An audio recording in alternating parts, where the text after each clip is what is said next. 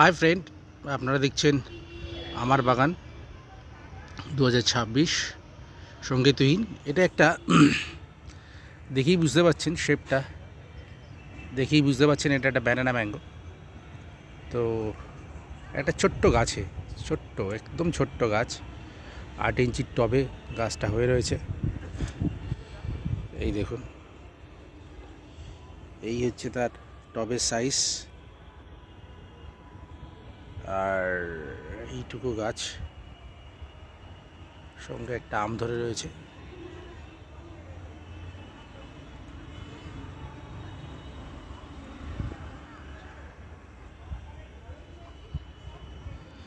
এটা 1 হাত সমান সাইজ হবে। আমার হাতটা দিয়ে রেখেছি। এই দেখুন 8 ইঞ্চি,